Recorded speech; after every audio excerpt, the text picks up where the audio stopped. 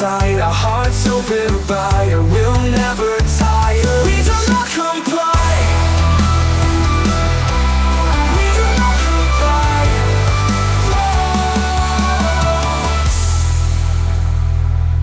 Whoa. This is like our 70-second one, and are you rolling? Yeah. Yeah. Oh, yeah. Oh, man. This is like our 800th podcast, and Dan's still trying to figure it out. Okay, so why are you late? Listen, I told you it's an African thing. Time is a social construct. We don't find No, I love you. I don't care what anybody says. So you're going away. When are you leaving? on Sunday. And where are you going? I'm going to Uganda. I'll be in the refugee camp, and there is a very high chance I'll also be in the capital city of the Republic of South Sudan, in Juba, for about 2 days. But there is gunfire. Oh, yeah. So I'm thinking twice making the trip there. But I do have a very close friend that works within the presidency that is... he's guaranteed me safety, but I'm still thinking twice about it. Now, you're going back to the refugee camp that you spent all that time in? Or a different one? No, the same refugee camp where I came from. Mm-hmm. Tell me how big that refugee camp is. You were telling me one day. It's bigger than the city of Scranton, that's for sure. You said it's about as big as Lackawanna County. Over 1 million people. Yeah. Serious business. I don't think people here understand that, about how big. So there's 1 million people in an area the size of Lackawanna County. Right. And what is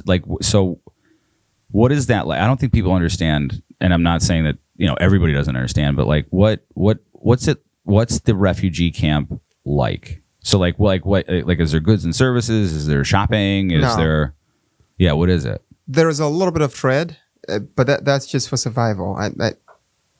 A refugee camp is a refugee camp. It's poverty everywhere, misery and hopelessness. That's about 95% of the people. And the very few of those that are surviving on remittance, money from the US, from Canada, from Australia, and countries in Europe, friends and family members that went through refugee resettlement programs for these countries, and they send some money every month to keep their families afloat. The rest are surviving on subsistence farming, which is becoming extremely difficult right now. Subsistence farming? Subsistence farming, yes. And the reason why it's becoming a lot of difficult to even carry out subsistence farming right now is because the land has been heavily fragmented because of a high number of refugees in that refugee camp, population density. So the number of people living per square kilometer, it's so high that there are very small plots of land left for every family, and you cannot grow food that is going to sustain you for at least a month. And so does that mean you have to rely on? You have to rely on friends and God. Yeah. So the World Food Program did stop. You know that USAID? Yeah, USAID. Yeah. We used to get the corn and beans and some cooking oil from the American people. Mm-hmm. Yeah, it's now gone. But for a very long time, that's how we actually survived. We survived on beans and corn and some cooking oil. That's gone. I believe what World Food Program is doing now is it subcontracts a bank. I believe it's Post Bank in Uganda. It distributes out about $10 a month per individual. So if a family has about 3 or 4 people, you can do the math. That money is not enough to buy food and any other supplies that you might need. But they resorted to that. I think it's because it's cheaper to give out $10 per person than ship, let's say, 100 pounds of corn and beans. So I'm kind of like in agreement with a lot of the USAID cuts, but there is situations like what you're talking about. Is there going to be something that fills the gap of the USAID funds? Or, I mean, you're still in contact with people over there. Right. So, look, if I was suggesting anything about the USAID thing, I know someone like myself was benefited from some, programs within USAID. There is part of me that feels, something still has to be done. This is an organization that was helping Like I said, you're just not going to compare 100 pounds of corn to $10. There's just no comparison. For the kids whose parents heavy drinkers, I mean, that money will be blown up in a week. Is there a lot of that there in the refugee camps? Yeah, there's a lot of drinking. Any place there is hopelessness and there is misery, expect a lot of drinking. You know, so parents, the single men who lost their wives during war, the single women that have kids, and even prostitution is not an option. You know, Prostitution is not an option? Yeah, well, there's no money. Who pays you for sex? Yeah. I'd never even thought about that. Yeah, it's a thing. But yeah, so you said, yes, it was very helpful because we received free food from the American people. You know, the farms here grew the corn and the beans, and we ate in the refugee camp. We had very nice nights. The day when we had food distribution. The cooking oil was good quality. But the other part of it is there's a lot of corruption. It's true. Not a lie. There are people who are subcontracted by USAID, and a lot of that money goes into human resource. People are getting paid a ton of money. People buy brand new vehicles from Japan. They build brand new offices, you know, and then they have contracts for like 2-3 years, and after that they're gone. But the real impact of these organizations on ground, nothing. Last time, I think we're having a podcast here, I talked about 2019 when that refugee camp where I'm going to had about over 100 nonprofits. 100 in operation, yes. But guess what happened? Nothing on ground. The lives of refugees did not change. Nothing happened. They did not build brand new schools, no hospitals. What we saw is small offices, nice offices, and brand new vehicles going around, and people making a ton of cash and buying land and developing their own families. But then the 1% went to the refugee communities, you know? off the suffering of other people. Correct. So you're looking at 90% of that money being spent on human resource and also buying things that those very people claiming to be helping use every day. And it should not be that way, you know. And that's the problem with a lot of these nonprofits, at least for me in my African experience. A lot of these nonprofits don't do that much for the very people they claim to be helping. You just push his mic in a little bit. Oh, well, he can come in. Oh yeah. Yeah. Don't be shy. Get on that microphone. You hear it? We got it. Yeah, yeah. Hear the difference in your voice? I felt it now. There you go. Yeah. So what you're telling me is that, like, even with something like USAID, it's like, so let's say they put together, like, and I only understand US dollars. Yeah. So let's say that they put like $100 towards something. Right. You're saying anywhere from like $90 to $99 is not going to the people it's supposed to help. Are you kidding me? Yeah. That's for sure. That's for sure. Yeah. No, I'm not kidding you. I want to know. Well, and the other problem is, I think people have to understand this. People are so broke, you know, and there are a lot of educated people, like in Uganda, for example.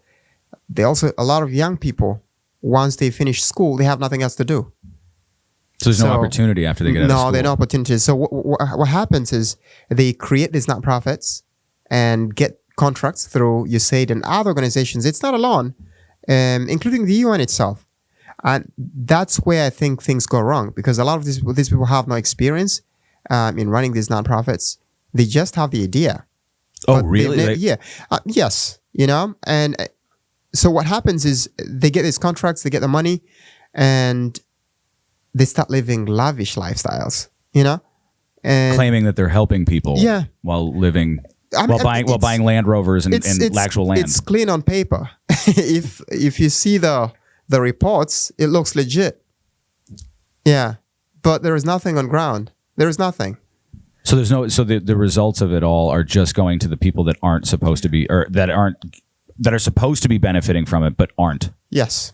You know, so the refugees will get about 1% of that, and the rest of the money, like I said, it's spent on brand new vehicles, nice offices, and salaries of people. What else do you expect? Then, you know, meetings here and there, you know, a couple of balls for kids to play, go to school, distribute a few exercise books, and that's about it. Take photographs and small videos to post on the websites. Of like, hey, here's what we're doing. Yeah, yeah. Pat us on the back. I have the receipts to prove this. Listen, Anybody that thinks this is just something people are making up, but that's the reality.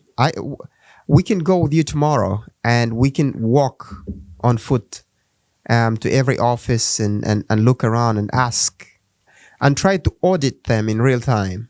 And you quickly realize that, yeah, something is definitely wrong here. Because listen, so there is a friend of mine who he's a businessman. He wanted to do some development in the refugee camp. Someone told him, you can't do this, because when the donors come, guess what? They're going to find all this development here. They're going to report back to where they're coming from that, hey, refugees are doing great. Why do you have to send them more dollars? He was thrown in jail. He spent a week in jail. He begged for his mercy to be out and never to do anything that may catch the eyes of the donors. But that's how serious the thing is. So what you're telling me is, and I'm laughing because it's absurd. Right. What you're telling me is they're incentivized not to have progress because they're afraid of losing the donor money. Now, I'll ask you a simple question. Please. If you were a coffin builder, if you built coffins, would you be okay with people stopping to die? Well, it's bad business. It's bad not for good for business, right? Yeah. Okay, so would you be okay with refugees ceasing to exist if your mode of business is claiming they're suffering and you have to help them? No, there's incentive to keep them there. Thank you. Holy You've gotten shit, the answer, Ushu. right? It's that simple. It's that simple. You don't need rocket science to understand this. There are people who heavily benefit on this. I call it the refugee industrial complex. And this is not like, you're not being hyperbolic. No. This is all what you've witnessed. I spent 12 years, more than 12 years in the refugee camp. It's my life. I've tried also to do some things at a very young age. I've seen people trying to do certain things. I've gotten to know some secrets. But you're powerless. You can't do anything. It's just you. I barely went to school. If it wasn't the help of some individuals paying for my tuition, I shouldn't have even finished my associate's degree, which I did before I came to the US. But yeah, and that was just by somebody paying for someone helping pay one for my person? tuition. Yeah, an individual who was not a refugee. Holy shit. Yeah, he just happened to know my family. He knew my dad was a single parent, and he knew I was doing well in school. He offered to pay for my tuition.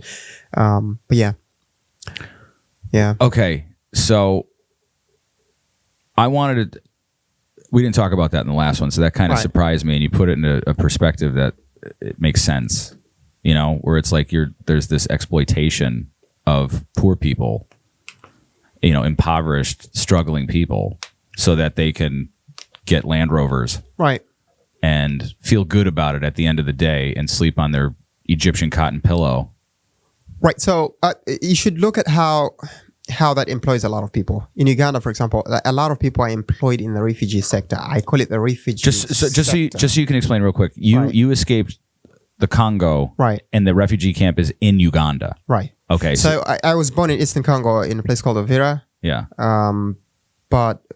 But then my father was teaching in a village away from the town, and we had to literally run, trek through the jungle to the borders. Spent about 2 weeks at a transit camp in southwestern Uganda, and then ferried on lorries to, trucks. To the I understand camp. lorries. Yeah. I didn't think it was this big lady that you're riding. I still have to say lorry. Yeah, it's okay. Yeah, the truck. Yeah, we're transported on trucks to the refugee camp, and the rest is a story. But yeah. Mm-hmm. All right, so I interrupted you. You were talking, I forget what you were talking about. You were just mentioning I was talking about employment, and I said it's the refugee sector employs a lot of people. In the office of the Prime Minister of Uganda, there is actually an office that is responsible for refugee welfare and refugee affairs in general. So starting from the top, going down, there is someone called the refugee desk officer who works at the district. He might be in charge of a couple of refugee camps. He's like an executive, a top executive in the region. He reports to the main office of the Prime Minister in the capital city in Kampala. And then down you have camp commandants and the entire staff. And then you have multiple organizations subcontracted by the UN. And then the UNHCR itself doing work. And then you also have the community-based organizations that are run mostly by young refugees, and also other small non-profits, small NGOs also run by refugees. So it's like I said, it's a refugee industrial complex. All these people are looking at the dollar. How do we get money? You know, can we get the best pictures to fundraise and do this and that and that? It's if like, you look at the employment, I think it's the employment that is the incentive here. A lot of people are employed by the refugee sector. who funds this? Who funds as you call it, the refugee industrial complex? Where does that? It's got to come from somewhere. So who's paying for that? So I'll explain something. So if you look at the conflicts in the Great Lakes region, so Africa. The Great Lake. Oh, I was thinking like Michigan. Yeah, We also have the Great Lakes region, which is, we have Lake Albert. Did we steal that from you, or did you steal that from us? I don't know. I don't know. I don't know. It's a beautiful country, right? So the Great Lakes region. So the Great Lakes region. So you do have we have Lake Albert, we have Lake Victoria, we have Lake Kivu, Lake Edward, we have Lake Tanganyika. All these are just within the Great Rift Valley, and so there's a lot of conflict in that area. South Sudan, the Dinkas and the Nuer vying for power after the secession from the main Republic of Sudan. When there is calm in South Sudan, conflict erupts in Eastern Congo, where I'm from. When there is calm in Eastern Congo, conflict erupts in South Sudan. To keep the flow of refugees coming. Oh, you see that? Yeah. So it's the refugee industrial complex is tied into the military industrial complex. People make money from guns and bullets. War is a good business, and so is refugees. Refugees are also good for business. Now, if today refugees ceased to exist, do you really think there would be any need for UNHCR? United Nations High Commissioner for Refugees? Would that organization continue to exist? No. Would the UN, without wars, would the UN continue to exist? No. See, so you start to see where the money is coming from, right? There are people who are investing in these wars, and when there is instability, there is oil and gold in South minerals Sudan. There is money to be made. In the Congo, when there is war, the government is not in control of the prices and the economy, so there is room to steal and manipulate the market and get things for cheap and sell for a good price on the international market and make a profit and reinvest that money into rebel groups that continue to destabilize these regions. These regions, this instability produces refugees. So refugees are a byproduct of a war. The military industrial complex, there is money there, but the byproduct also, there is money into it. It's like the production of oil, of gasoline, you do have bitumen and all that. You might think, well, this is useless, but this is also used for something else. So I think refugees, the best way to put it is refugees are a byproduct of the military industrial complex, but they also make something I'm now calling the refugee industrial complex. A lot of parasites feed from that. So there is money to be made. You have donors, you have people who creating employment for people. If you stop that, you'll be attacked. Why are you saying we should stop this? What about these people? Where are we going to employ them? It's a source of employment for people. It's a business for some people. No one wants to stop this. So there's an incentive, both from the war itself, but also the byproduct of the war, which is refugees. Dan? Can you bring a flow chart in next time for me? Some kind of like business org thing so I could follow, but like, yeah. Right. Yeah. It's like top down, and this is not like a crazy thought process because it's not. There's history of it all over the world. Oh my God, yes. Throughout history. Well, people will call you crazy because the idea that because they're going to sell you that these people are just there, they're to help you. I don't think people. And to think that there's like ill will to what they're doing, that's where like you get to that gray area where people are going to like push back on what you're saying. But the proof is in the pudding that obviously it's there and this is what's happening. It's the reality. And I think one of the mistakes that we make as humans is we are so scared to tell the truth, you know? Even when you know it's true, you're scared to say it. Because I can get backlash for saying this. But unfortunately, some of us have to sacrifice and tell the truth, regardless of What do you mean you'll get in the trouble? consequences. Well, anything that involves money, if you go against it, what happens? They Don't come fuck after- with my money. Well, they always come after you, Right. and they get angry. Yes. Like I said, no one wants to see refugees, like the whole refugee thing end.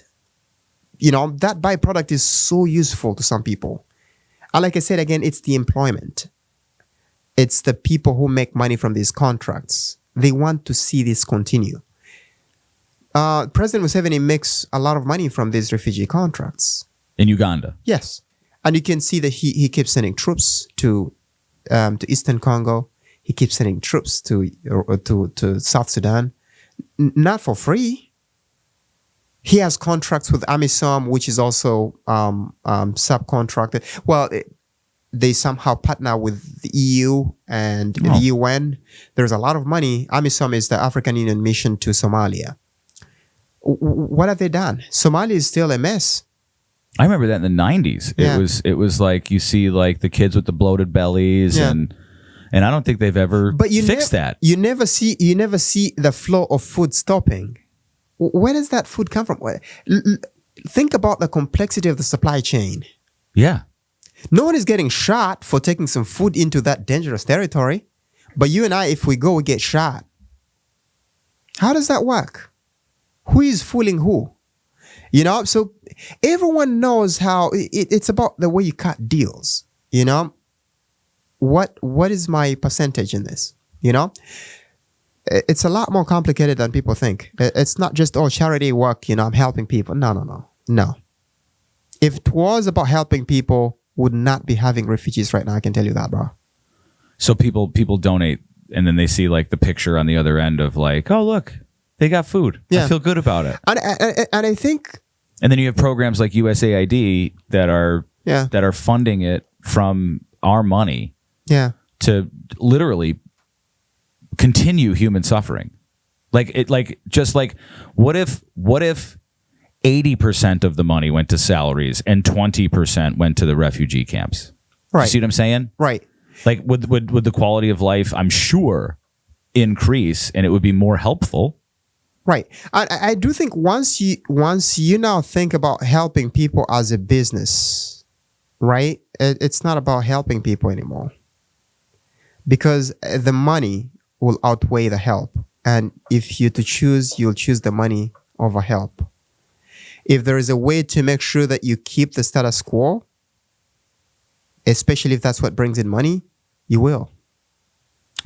So for people who don't understand, like when I was growing up, it was like you hear about like these conflicts in Africa. Right. And you think it's literally guys in like loincloths throwing rocks and spears at each other. Mm-hmm. That's the perception that like I had when I was a kid. Where like, oh, these conflicts are just like, because you think for some reason in America, we think the people in Africa are like 600 years behind schedule on like today's times. And I don't think that's true at all. Like I think that like some of the militant groups there are very well equipped, have incredible weapons that they get from somewhere. Mm-hmm. And then the suffering is from the people who can't defend themselves. Right. And they're not like, I don't think Africans are dumb. Like they're like compared to us, I think they're a lot smarter and as a culture and a community because they understand the consequences of like life or death situations. Right. And how to be self-sufficient. So can you explain to people like what do these militant groups look like? Like what's that, M23? The M23. Yes. Yeah. The proxy militia for Kagame, the president of Rwanda. Well, I've been paying attention to that recently, and it's been very disconcerting to me about what they're doing and what they're getting away with. Right. So I think before we get to the M23 situation, I have to explain something from what you just said there. I guess one of the problems we've had And this is not something that began today, but it's been there for a very long time. HUD in America? Well, I don't know, but so there is the issue of tribalism, Okay, right? okay. And ethnic rivalry. That in itself has not yielded anything good for us, in Africa, at least for a long time. We can talk about slavery. Okay, let's. Yeah, slavery, the reason why it was actually possible is because of our tribal differences. One tribe that was powerful had an army and a very strong king, went and literally kidnapped a bunch of people from another tribe, took it to the coast, dealt with Arabs. The Arabs sell the people to the white folks, and then people came to Europe and came to the Americas, and boom, business. Why? Money. So we've had very bad traditional leadership in the past. So like let me understand this, Yeah. right? So like what you're saying is that in Africa, tribal, which is like it's basically countries without borders. Right. That was a pre-1884 Berlin Conference. The Berlin Conference was like a real estate deal discussion of a sort. Otto von Bismarck of Germany, the chancellor, called all these guys, Prince von Metternich, the guys from France and everywhere. Let's sit down and see how we can divide, this continent into pieces, and everyone knows where they own, and So, and that was after Congo had been referred to as Congo Free State for a very long time. It was basically a property of the Belgian King Leopold II. So what happens is that before that conference and before the partitioning of Africa into the present day republics and states that we have, what happened is we lived as tribal entities with either kings or chiefs, and the chiefs and kings levied taxes for anybody that traversed through their territory. And it was just a way to raise money, but also to show your strength. And, so yeah, that's true. You can proceed. I just wanted to make sure that I give that context. So in the history of people, right, there's two types of people. This is my very like reductive version of it, Right. where it's like there's the conquered and the conquerors. Yes. So any group that has an issue with, it's always about land or money or people, right? So the way I understand it as human nature is, and we could look at this in European history, we could look at this as Asian history, we can look at it as African, South American, the Native Americans of America. We can look Right. at it as like you conquer another tribe, you don't want the men there after you conquer them, Right. because the men will fight back. Right. So you want to keep like the women and children, so therefore your tribe or your kingdom or whatever can grow. Right. So I view stuff like slavery as is like they would use that as a way to be like, okay, we can't kill all these men, but we can make money. We can make money from these guys. Yeah. So we'll sell them to the Arabs, who will sell them to Europe or whoever. And it's not, and you could take who's conquering, who's buying, and who's selling and transplant it all over the world Right. for all the different peoples of what they do. Right. Am I assessing that right? Yeah, absolutely. And I do think there is a mistake. I think when people are trying to analyze the whole slavery thing, at least in the American context, it's We're going to get in big trouble for this podcast, by the way. the story is heavily politicized, right? It's usually very one-sided to make some people feel good, and I have a problem with that, because the truth is we sold each other in Africa. No one talks about that. We sold each other to people to make money among ourselves, Why isn't that part of the equation? The transaction. Yeah, why isn't that part of the equation when we talk about it in history? Because not it's like good for the emotional business, right? People have to feel a certain way. If you start telling the truth, then where's the emotion? You have to see something that keeps people within certain emotions. ignorant. Maybe. Yeah. Maybe that's the best way to put it. Yeah. but it's not good for the emotional business. Man, that's a weird. I've never heard somebody say the emotional business. Yeah. Well, if you have to It makes keep total some- sense. Yeah, if you have to keep someone within certain emotions to get what you want, then it becomes a business, right? Holy shit. Yeah. It's a thing. You're so But smart. What I'm saying is we should feel comfortable saying slavery in Africa, it was some tribes selling other tribes, some tribes going to other tribes, kidnapping people and selling them. Sometimes it wasn't about conquering. Sometimes Because it was just about kidnapping them and selling them. Yeah, and I hope I don't get in trouble for this too. But look, I'm going to get in so much trouble for So this. for a very long time, and this is a historical fact, the white man was not able to penetrate into the interior of Africa because of malaria. Really? Yes. Look how I get real surprised about slavery. I'm like, really? Okay. So would they be going to grab people just and bring them over? Because they die. Okay. So who would do the job? Okay. Yeah. So why is that hard to say? You know, we sold ourselves.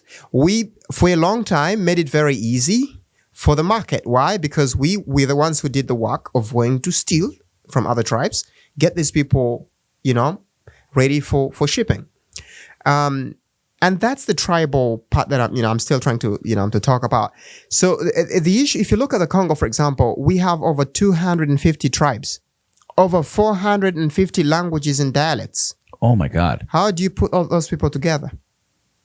It's almost impossible. At the time of independence in 1960, the Congo, the first political party, it was called ABACO, Association de Bakongo, Association of the Bakongo. The Bakongo are a tribe. It's a group of people, the Bakongo people.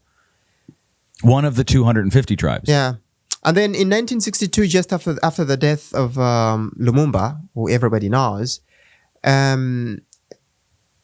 this guy, Moise Chombe, who was a very famous politician from this big tribe in the south, the Luba people, wanted to declare a new republic, in the south, secession.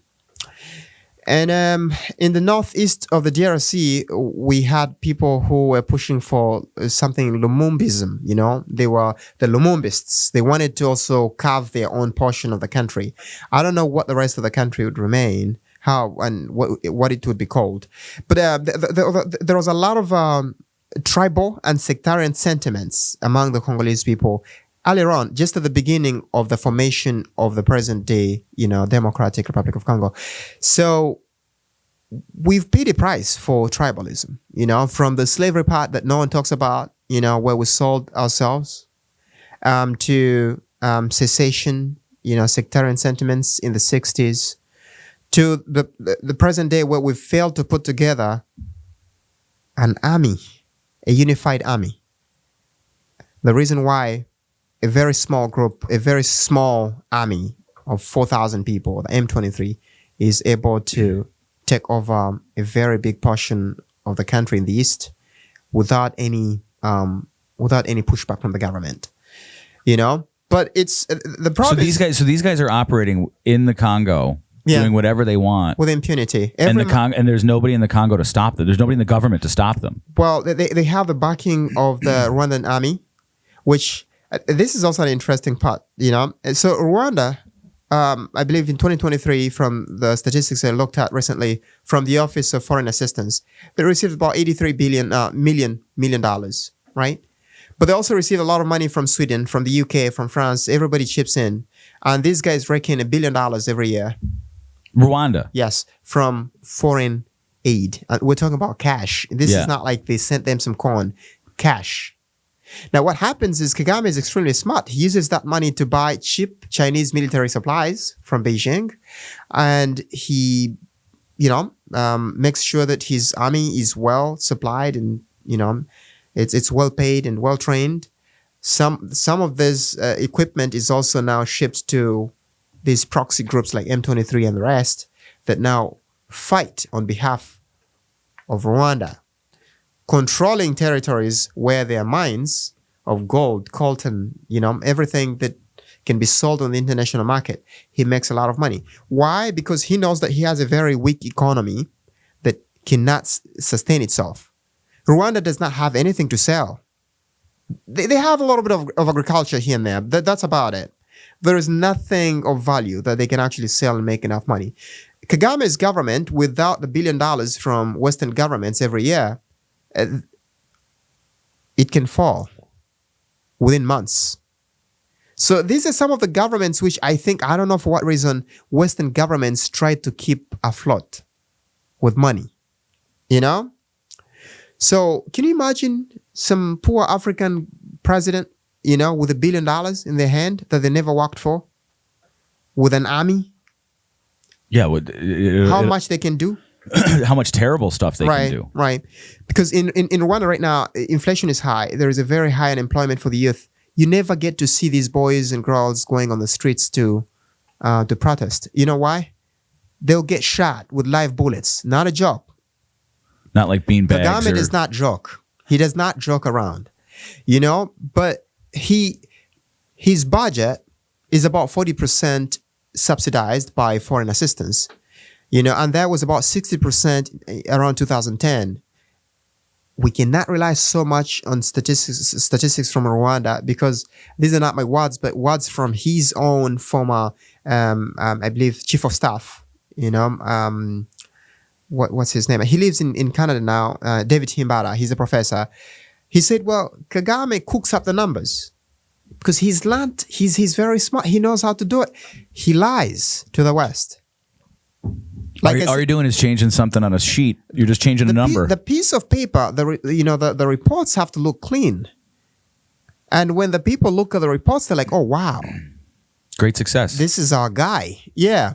Let's give him more money. But none of that goes to help, ordinary Rwandans.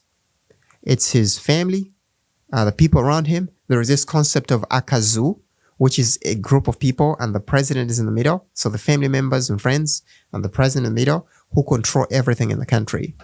They have a very special system of intelligence gathering where everyone spies on each other in Rwanda, and it's all reported back to the central government. So he receives a lot of information every day from all over Rwanda, and no one can stop it. I know you're very active and you really give a damn about your people and where you came from. Right. What is what are some steps that can be done to kind of root out, I don't know how you root out the what's the word? The corruption. Right. How do you get like honest people to say like we don't want people to suffer anymore, and we want the money to go to the right places, and I don't need to buy a new car. I just want to make sure that people aren't suffering. I don't know. There's a lot of poverty, and with poverty, people do anything to get money. So you have to deal with that first. 2, there is tribalism. It's so extreme that you can't do anything without belonging to a certain group or allying with a certain group.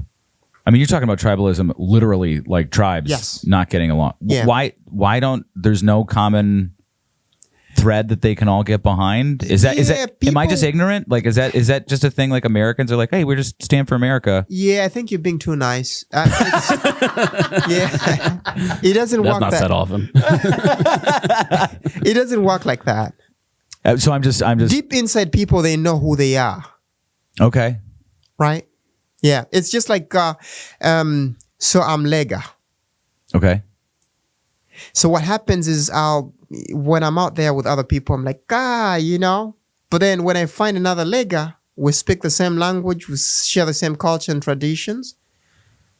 Deep inside me, I'm like, yeah, that's my guy.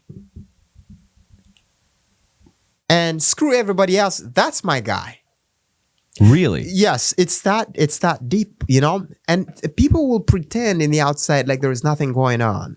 But the reality is that's how business is done, If I get a job, I'll try to appoint people of my tribe and those affiliated to my tribe, close to me, to consolidate power, and then do whatever I want, knowing I'm safe. You know, it's, I don't know. We have to fix that. If we can't fix that, there is just no way you'll do anything. School does not fix that. Church does not fix that. I don't know what fixes that. To me, what fixes that is an evolution of Thought? people's brains there. So do you think, so you were talking to me about this one day where it's like, you told me that you can, when you were in the refugee camp, you could see just by people's physical appearance, like what tribe they were from, What region they come from. what yes. region they come from. Yeah. Is it in that, is that like, I don't think any of us in the States understand that mentality. Well, we're looked to frown upon it. We're looked to say that there is no differences and you should treat everyone the same. And No, listen, there is nothing wrong in I'm about to belonging. get schooled here. There is nothing wrong in belonging to a tribe or an ethnic group or doing things. Like there is nothing wrong with being black or white, you know? But it's actions that come as a result of that, you know? It's one thing saying, well, I'm this. But it's another thing now being prejudiced against somebody else because they are different. We also have that. There is nothing wrong with, I'm so proud of my tribe and what we do and our culture and traditions. And there is beauty and there is a lot to learn from that. But I should not be using that to beat someone up because they're not from my tribe. You know what I mean? Yes. That's where the problem is. You know, people, this is not the way people view it. It's, we are better than them. You know? Like you're looking, you don't know them, but you're still looking down on them. Yeah. Like there's one thing with our tribe, you know, we have a lot of educated people. So when we're dealing with another tribe and they don't have enough educated people, we're like, yeah, those people. Oh, like San Francisco liberals. Yeah. We're like, those guys don't go to school. What can we tell them? You know? See, but if you, okay, so like I'm having this, like me personally, like Right. I have this issue, like I understand what you're saying. Yeah. And I agree with what you're saying, especially like the view of the world, Right. because it makes sense. It's like, okay, we can like as Americans, we can say all these things that we want to be, Right. and how we want to view the world, but it just really isn't that way. No, it's not. It's one thing saying things and being practical about what you're saying.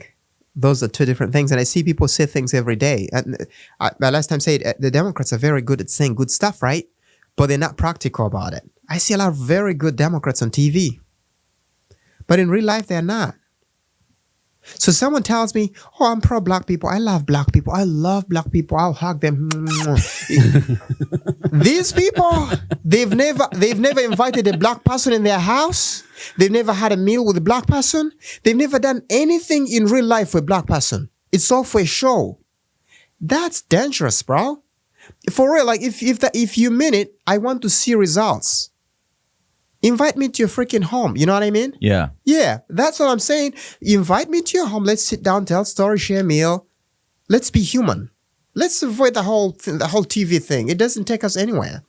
The same thing with our tribes in Africa. There's a lot of talk, but deep inside, there's just hatred that never goes away. You see the hatred in churches everywhere. You know? And that's from like this long history of the country, right? Yeah. Because these tribes didn't just start up last week. I mean, they've been around for centuries, maybe even longer. Centuries. Yeah. And also, I think when we look at the partition of Africa in 1884, you know, this guy's partition. France has French West Africa. You know, Germans have Tanzania and the rest, Namibia. What you quickly realize is they are also cutting lines through tribal entities and splitting them into two. Oh, okay. So we have this issue in Eastern Congo right now, the M23 claiming they're protecting the rights of the minority Tutsi in the Congo. Well, if I can be honest for a second, so there was the Kingdom of Rwanda, which was a very powerful kingdom in that region. And if you look at that, if you look at the history of that kingdom, keep going. I'm listening. we're good. If you look at the history of that kingdom, it was very politically advanced. It was militarily advanced. It was a very powerful kingdom in the region. When they cut the borders, because the way that Big Mwami, the big king of Rwanda, ruled, he ruled through, vassal chiefs. These chiefs were so there was a chiefdom called the Bwisha Kingdom, for example, a chiefdom. The Bwisha chiefdom was the chief of that chiefdom reported to the Mwami, the big king in central Rwanda, and this was a Tutsi monarchy. When they cut the borders, some of these Kinyarwanda speaking people who were within that big kingdom ended up becoming Congolese citizens, and then the rest remained in Rwanda. What that brings about is people do not differentiate between nationality and tribe. So you can be a Munyarwanda by Congolese, as a Congolese national. You can also be a Munyarwanda, but also a Rwandan national. People do not see these differences. So like a lot of Congolese will say, these are Banyarwanda, like they belong to Rwanda. Because they don't seem to understand the whole history of, they partitioned this part. These people, yes, were in the Kingdom of Rwanda, but they are not part of the Republic of the Congo. And they are citizens. They speak Kinyarwanda, the cultural identity and traditions are Kinyarwanda, but they also Congolese like anybody else. So the partition of Africa also, I think, somehow amplified our tribal and ethnic conflicts to a level that we're paying prices for today. What would happen if tomorrow, like the Danish, the Germans, the French, the English, everybody just took their hands out of the cookie jar of trying to control other countries and just walked away and said, you guys are on your, like, every country in Africa. Like, I don't understand why they had to get involved in the first place. Yeah. Like, why would you try to rule in other people? So why, what would happen if they all just like left? That itself is not a solution to Africa's problems. I'll tell you why. So we have to go back to... I like how when he tells me I'm ignorant. No. I love it. Very polite. Like in a nice, he's so polite about it. in a nice way. Yeah. Okay. You are a stupid person. You're the dumbest person I met. But let me explain why. I'm going to tell you why you're dumb. See, but you tell me why I'm dumb, which is why I like it. We're just having a nice conversation. Yes. Yeah. So Bless your heart. No, let's get serious here for a second, right? What was I talking about? Like if all these countries that had these influences just left. Yeah, like the French and assimilation policy in West Africa. Yeah. Go. The English, the British, they brought the divide and rule, in Uganda, in Kenya. They took over Tanzania after they had issues at the League of Nations with Germany. So, we have to go back to enlightenment, right? And these beautiful philosophies around the social contract, the citizenship, right? So you have the guy called, John Locke. Yeah. Treatise of Government, social contract, right? Rousseau. Then you have Thomas Hobbes. I'll tell you one thing. There is something wrong with many of us in Africa. And it's this tribal mentality that somehow is central to any chances of developing and competing and becoming, like any other countries, at least, to the Western standards. When these countries leave, what's going to happen is a lot of places will require a very powerful leader. Thomas Hobbes, in his essays, he calls him the Leviathan. A very powerful leader that unites these people, because what we've tested a little bit of what a republic is. We've somehow moved on from. Oh, this is my tribe, this is my king. We have to work together. We're a very small group. We need to ally with other groups, and so we've moved on from that. So what happens is there is still need for unity. It's not like the way it was in the past. People have had more babies, populations have grown, the intermarriages. There is need for people to work together. But there is also that division that is deep, that tribal division and that ethnic conflict that is so deep. So to keep things running, you need a very strong leader. Let's say they leave, but then we still have the DRC, the Congo, we still have Uganda, we still have Kenya, Tanzania, and the rest. What's going to happen is the only way for these nations to survive as they are today is strong leadership. Because democracy is not something that actually works for many of our societies. It's just a lie. People go and they tell people you have to be democratic. I'm one of the people that doesn't believe that democracy has to be universal. Because once you start to think that democracy has to be universal, there are a lot of factors that you're leaving out. Human development. There are people whose brains are, I have to be careful saying this. There are people whose thinking is not to the standard yet. Right, They do not understand what, John Locke and maybe Thomas Hobbes and Rousseau, they were talking about, If they read the Declaration of Independence, they would not seem to understand what the whole thing is about. So how do you keep all these people together? You need a very strong leader who will force unity, who will get things done. So you need people like Kagame's to keep the Hutus and Tutsis together in Rwanda. You need people like Mobutu to keep the Congolese together. You need people like Museveni to keep the tribes of Uganda together.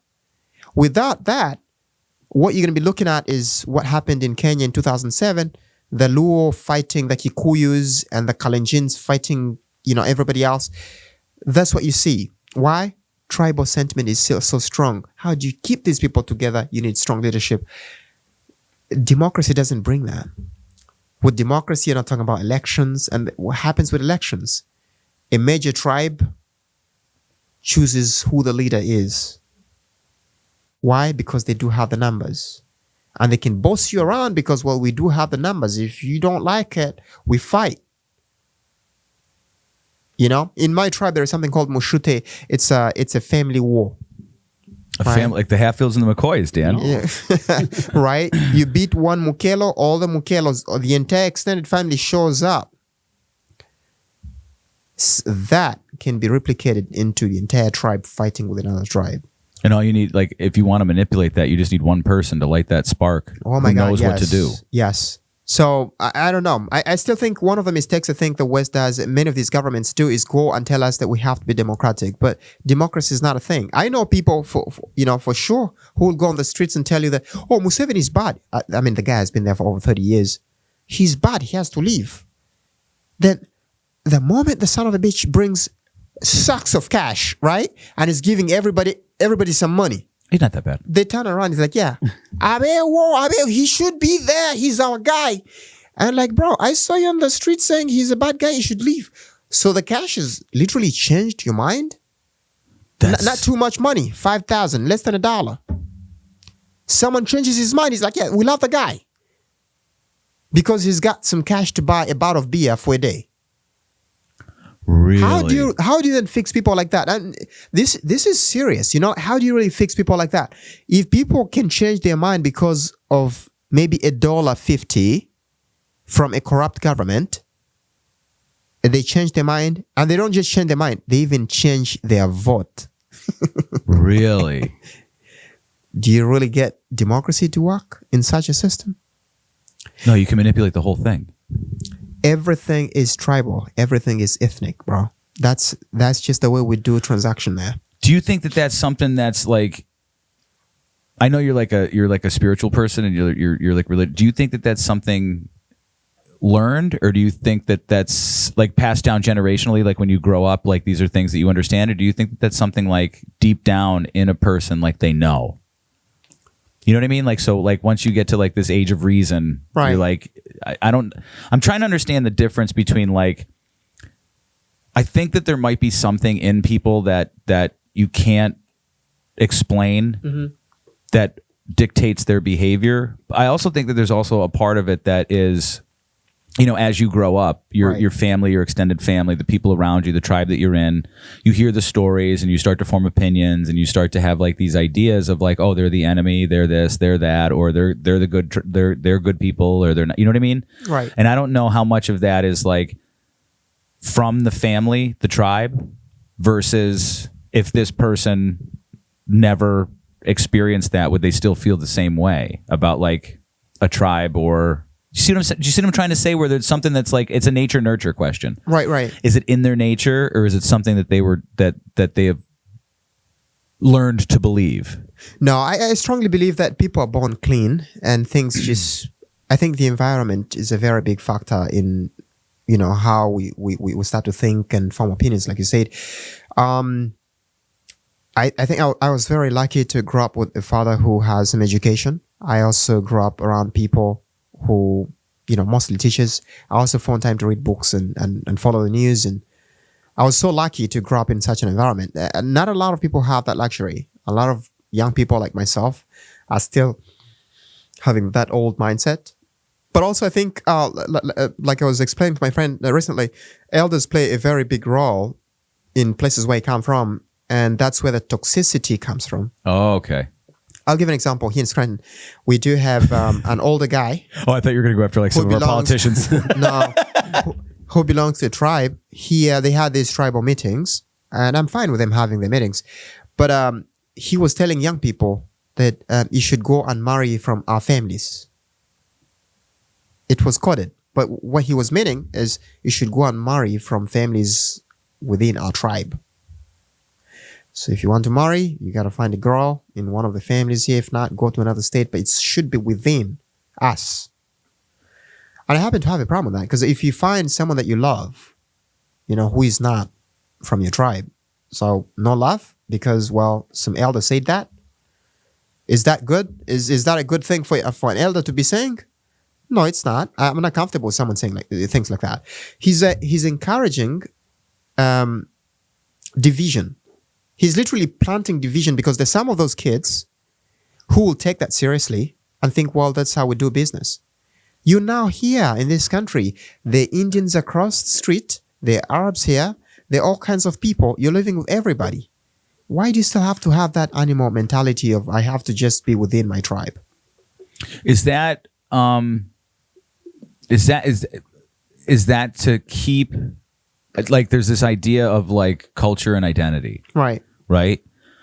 So like each tribe, this is just me being ignorant saying shit. I don't even know if I'm saying the truth, right? So would that be like, if the tribes are different and they believe in different things, even though like what'd you say, in the Congo there's 250, right? And I don't know how much like out of those 250 see eye to eye. Like I don't know the difference between the things that they agree with and the things that they don't agree with, and how far that division is. Yeah, it's not like people are going around stabbing themselves, but it's like from tribe to tribe. It's like what is the difference, like culturally, that they would disagree with? Like for an example, I'm just asking you. It's more that traditional stuff. The way he's our tradition, is our culture. And it's a little different, how people marry, how people do certain things, your rituals, Rituals. Yeah. Is that big in like when you say ritual, it's what does that mean? There are all kinds of rituals. We do have like a spirit called Kimilikiti in my tribe. You go and that spirit trains you to become a productive man, taking care of your family, providing food, protecting your family, any skills that you need to survive. You spend a couple of months with the spirit in the jungle and then come back. No shit, really? Yeah. But when you're there, you're performing some rituals too, all kinds of things. There's a tribe in Uganda called the Masaba. Isn't it Masaba? I have no way to correct you. There's a tribe that I'll believe you. They do circumcision in public, Oh, they also do female genital mutilation, which is I've heard female about circumcision. that.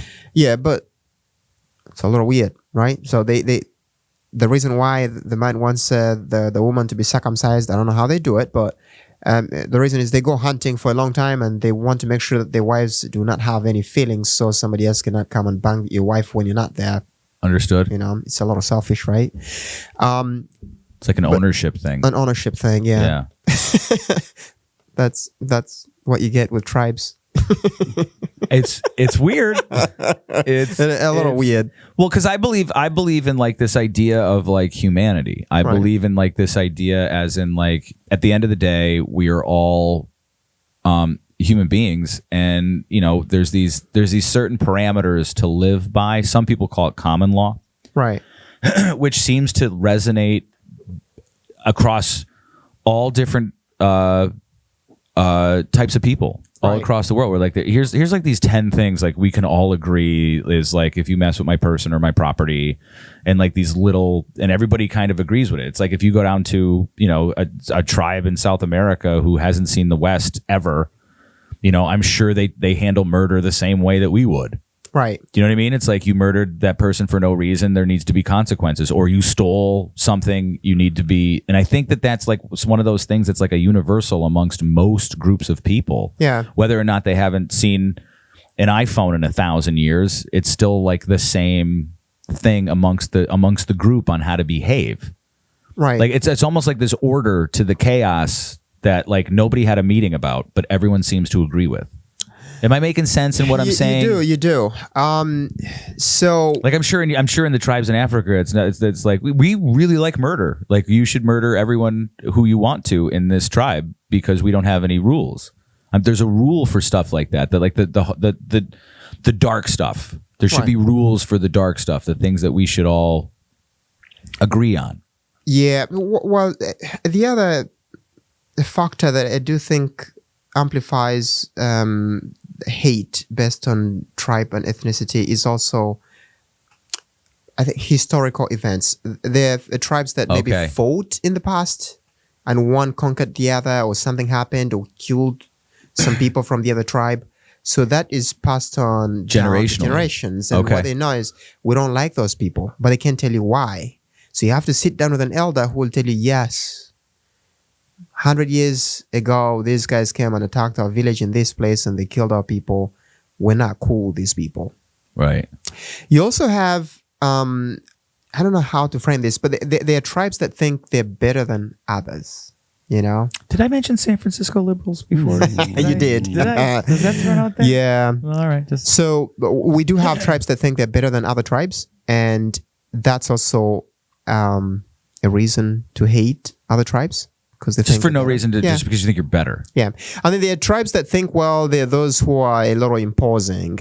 Like I'll tell you this, there are a lot of tribes in that region that do not like the ethnic Tutsi because they think the ethnic Tutsi, they act smart and they impose themselves on other tribes.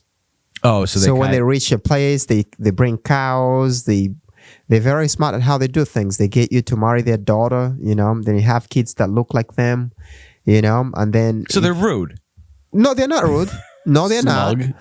They, Bug, yeah. they exhibit some level of influence. When they reach a place, they tend to have a very special influence. Is it you know? one of those things where it's like if you're not really paying attention, all of a sudden, like a few years later, you're like, how did this happen? Yeah. How did all these people get here and do that? Like, so it's almost like a subversion. Right. It's like they sneak in. So they have cattle, you know, a lot of cows, and when they go places, they're looking for grasses for the animals. And when they reach in that place, they learn a language. They're very good at learning another language, and they sometimes even learn the new culture. And they welcome everybody else, and they embrace everything, which is not very easy for a lot of people. You know, the key to transitioning to integration to any given society is, one, being able to quickly learn a language. Two, you learn their culture and traditions and respect their norms, and be careful trying to force yourself into some level of leadership or something, you know. Whatever you find there, just keep it like that and then just let things work out for you. But what happens is these people come and then, you know, with an intermarriage, you become an anchor to someone. Then that gives you access to certain places. Okay. You know, so they go and they befriend kings and chiefs in some places, and that's how. So they're very smart in how they try to outmaneuver these other tribes, and I don't see any issues with that. It's not like they do it forcefully. It's just they're so lucky that that's who they are. You can't change them, and they're not bad people, you know. And I guess that's part of the reasons why in Rwanda in '94, the Hutus, some of them, the radical ones, chose to be against them and killed many of them for basically no good reason, other than just we hate them. But our way of doing business in Africa is extremely tribal, extremely ethnic, and extremely sectarian. And I guess on your question, the way I can maybe suggest that to be addressed is by talking, like we're having this conversation here. Agreed. It has to start with talking. And one of the places to take these conversations is at school. Go to school where there are a lot of young people who you can easily talk to and let them openly, express their opinions on certain issues. Without that, we can never move forward. It's not about the infrastructure. It's not about none of that. If that was the issue, places like Kenya would be far better right now. But one of the countries that is extremely tribal in the open is Kenya. Someone like mimi niko Mkikuyu, I'm a Kikuyu, and don't tell me anything about the Luos. In the open, and no one even tells them, shh, stop, this is not good. They get away with it, So I know it's 3:30. I know you have to go. Yeah. So can you do a couple more minutes? Sure. Okay. So I wanted to get I want to do two things. You're going to Uganda this weekend. Inshallah. Yes. God willing.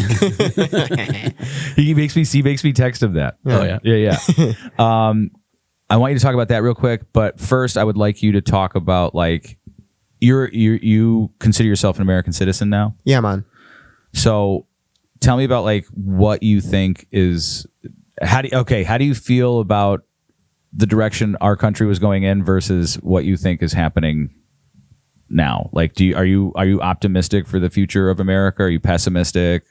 Do you feel nothing? I have to be very honest. I do think there are a couple of things that the president is trying to address, and I'm happy about that. But I also think there are also key fundamental issues that need to be addressed. One is Americans need to have more babies. No, there's a population. There's a population collapse. I'm extremely concerned. My biggest threat to this country is places like China, and now even India. They have a lot of people. They have the market and they have the human power. And I think if you're looking at the future,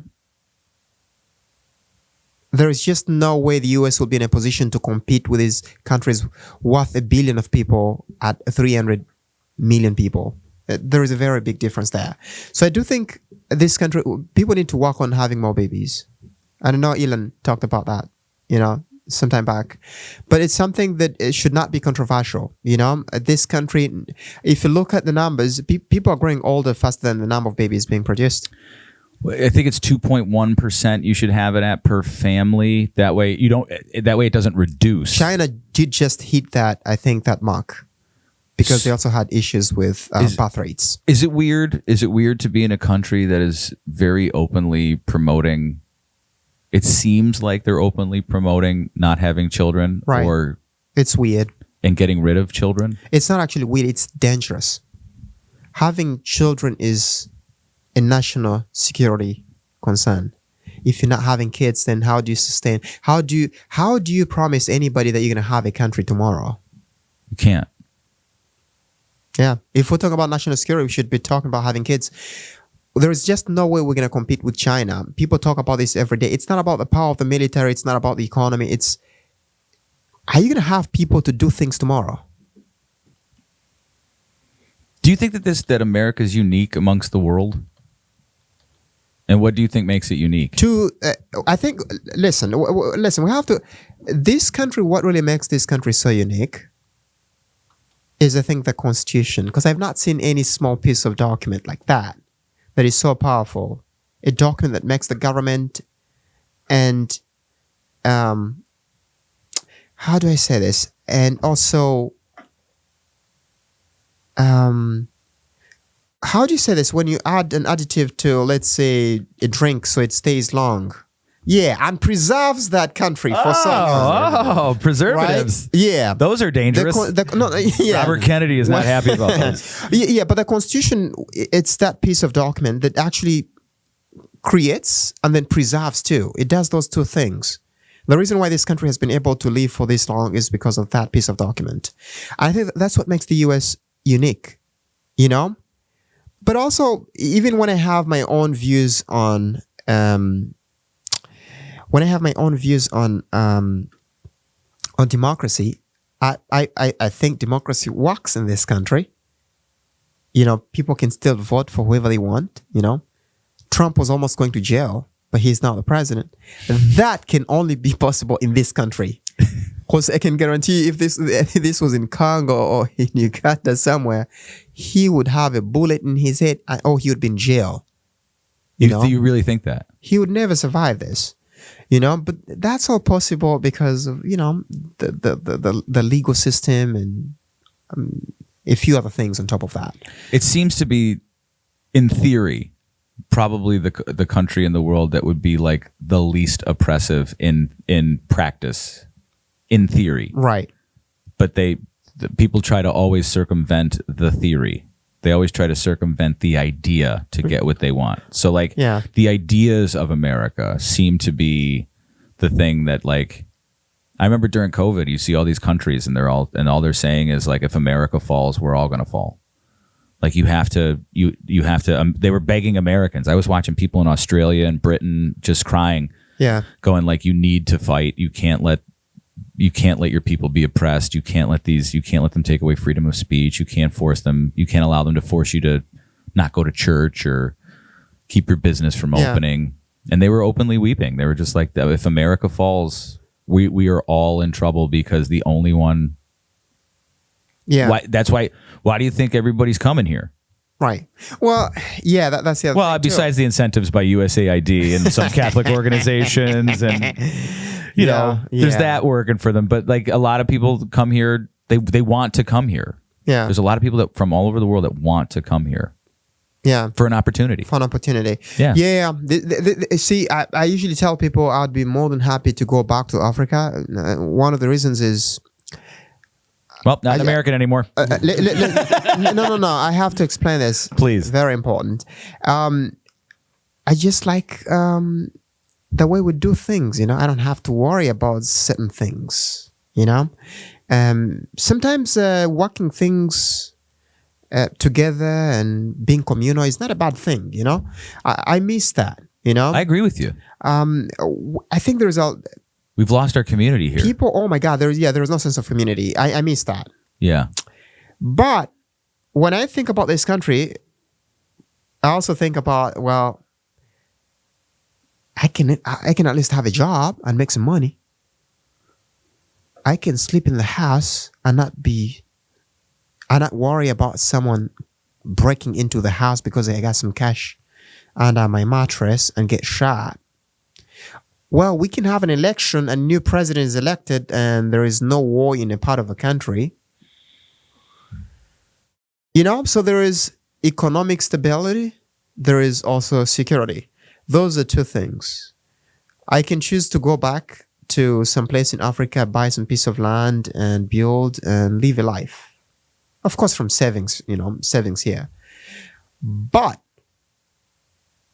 I cannot guarantee my safety. And I cannot guarantee economic stability. Those two things. So what's the whole point? It seems like those are two things that should be vital. Yeah. And like that's so... So it's one thing having sense of community, but then if I cannot guarantee my safety, if I cannot guarantee that I can invest my money in something and it yields something back, what's... You know what I mean? And I have kids and I have to think about that future. And it seems like just the sense of security. Yeah. And an opportunity to, you know, not get your money stolen from your mattress and a bullet in your head. Yeah. I think those are pretty simple things that like every country should do. They should have that. I like the way you say simple things.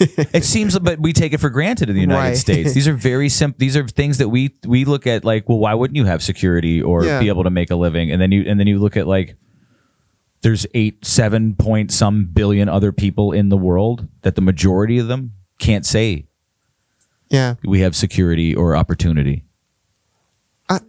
I don't know. I think I'm always very optimistic. I think there is... So I love you. There is a time when that continent is going to rise. I don't know when, but it should.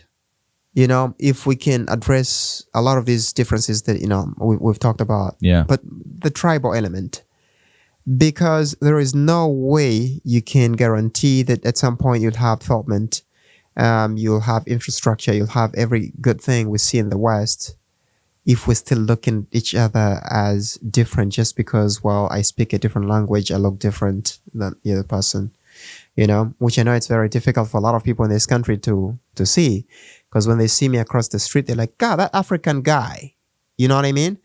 They don't know. I'm legal, I have a language, I have my own cultural Sure. traditional stuff that is different from the other African guy, you know? They just think But- all African guys are African guys. Yeah. But I don't know what it takes, you know? People have to be able to reason that high to change a given society. It doesn't count. It's not by accident. It you know what it takes? You were right earlier. It takes conversations. It takes conversations. And maybe that's the easiest way to put it. It's honestly like just to sit.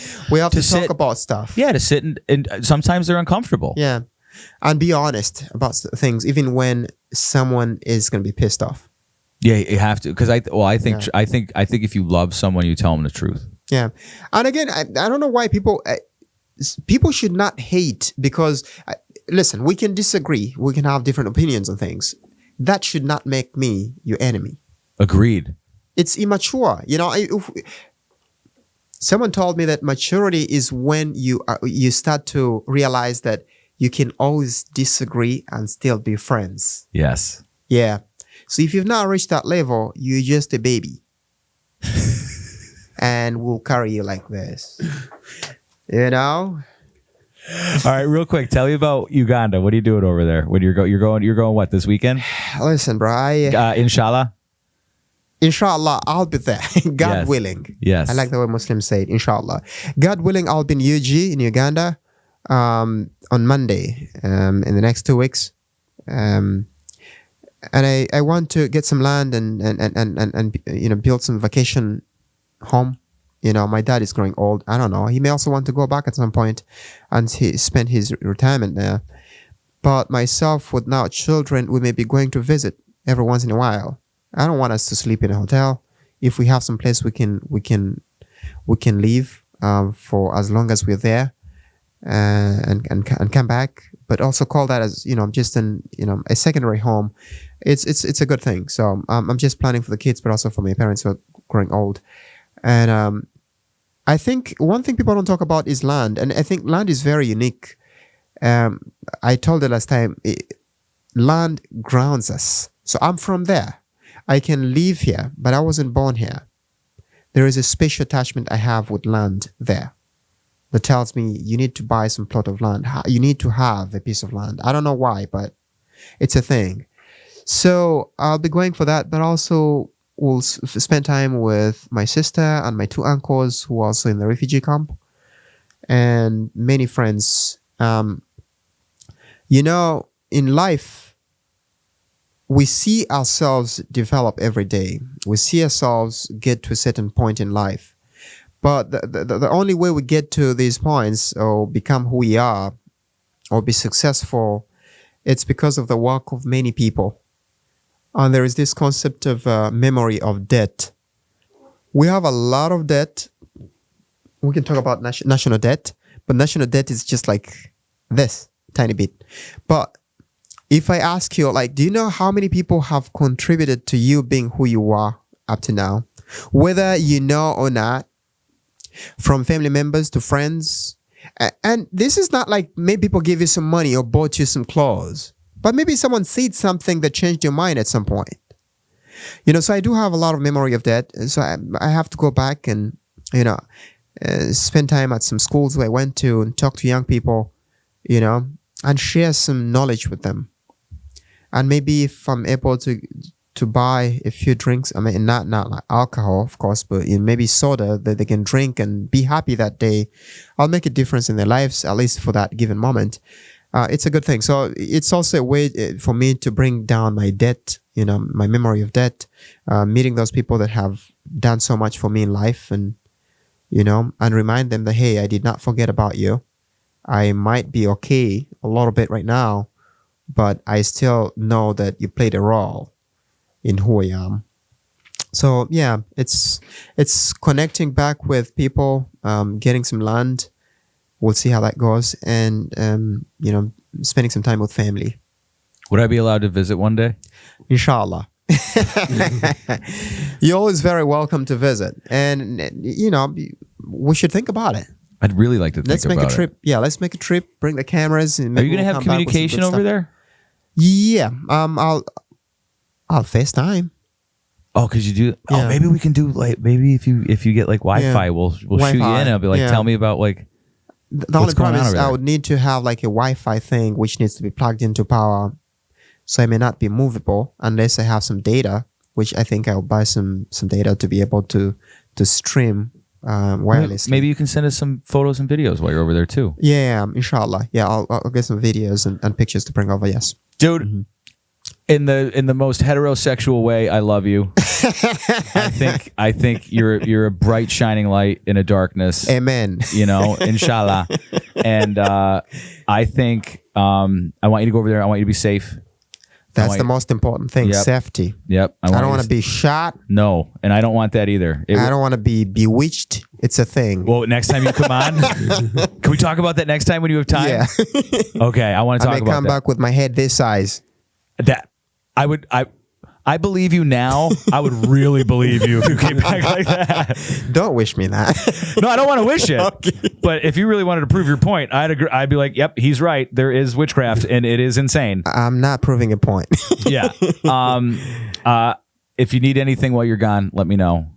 Yeah. Yeah. I think you're one of the one of the best people I met, and I'm really proud of everything that you're doing, and I think that, man, you have a way to communicate with people that is just very, very valued and missed in our world. One thing I'll confess though, like when you go We're visit, confessing. when you go visit there, it's I really have to be honest. You're struck by poverty. You see poverty everywhere, and it's sad. The times when I have to buy things from the street because I just have to make sure someone has some money. That's why you're a good person. Because you look at $10 and you're like, yeah, it's $10, but that's 36,000 Ugandan shillings. That's a lot of money. Not a lot of money, but it's a lot of money. Yeah, $10. But that's a meal for like 5 people at least a week. And if you do have it here, you'll think, well, it's just $10. It's nothing. But you don't know how much difference it can make in someone's life there. So yeah, it's one thing that really strikes me, because when I look at things around here, there are all sorts of cheap things here that you can actually take and help people. But when you look at shipping and just the complexities of getting these things there, you're like, I can't do it, And because of that, I've learned one thing. I think in life we always have to find a way to do things that are purely just out of help, help people. There's a lot of happiness in helping someone who needs help most. Gives you a little bit of gratitude. Yeah. And you don't do it because, well, I'm doing it because they're going to do something for me tomorrow. No, do it. Someone saying that, Giraneza Wigendere, do well and go. The rest, you'll find it there, So we do things and let the Almighty play, the rest. That's not up to us. Inshallah. Inshallah. I think first of all, I want to thank you. Or last of all, I want to thank you. I know you got shit to do, and I wish we could. I'd sit here and talk to you for hours. That we'll do another one. Yeah, we've already done. I'll be right back. And I think, if I'm not mistaken, Dan is about to embarrass me. What? Well, you talked about like the way we do this is we have more babies. Yeah. I think he's about to embarrass me. Oh, it's going to happen very soon, right? Is this what we're ending on? Oh yeah. Oh, okay. I saw you pull it up, and I was like, "Oh shit!" Well, I've had it in my head for a while, and as soon as you said that, because I've been wanting to pull this up for everybody to see. I don't even remember this. What year is this? Oh, I don't know. You're fat and pink. What? So, What is going on? I don't get the story. I don't know. Well, look, right before Dan plays this, I just want to tell you, man. I want to reiterate. I love you. I want you to be safe. And when you Thank get back, I'd love you to tell us about the trip. And if whatever you can send me while you're there, I'd be grateful. To Absolutely. Yeah, I'll communicate be right with you. back. So what's going on? He's got a surprise. freaked. He's got a He's surprise freaked. for us. no, I do. All right, it's on the TV. Okay. Well, say it, Mark. Oh, Dan, you want to say it? It's baby time. You gotta hit play. I know. There's too many buttons for me. Oh yeah, I was fat, smoking. Damn.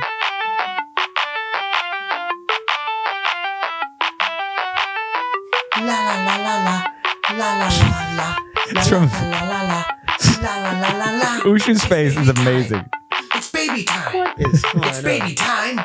It's baby time. It's Baby time. It's baby time. It's baby time. This is so embarrassing. Baby time. Baby, you're the best. You're not like all the rest. It will be so much fun when you're the chosen one. No matter what you do, I will be proud of you. Even if you receive a liberal arts degree. Baby time. It's baby time. It's wait, I wasn't finished. That's what Dan's wanted to play forever. Yeah. We used to watch these. Are you familiar with Star Wars? Star Wars, the movie. Yeah, the movies. Yeah. So these guys took the movies and redubbed the voices, and it ended up being like the Jedis are like the heroin dealers of the universe, and it's just for him. And the I- robots are becoming like The robots the are becoming- singularity. Yeah, the robots are starting to become self-aware, and they want to take over the world. And R2D or C3PO is like this crazy Megalomaniac, Yeah. Well, I'm a little disappointed. I thought he's announcing a new baby or something. No. This is just what Americans do. We just disappoint you. Yeah.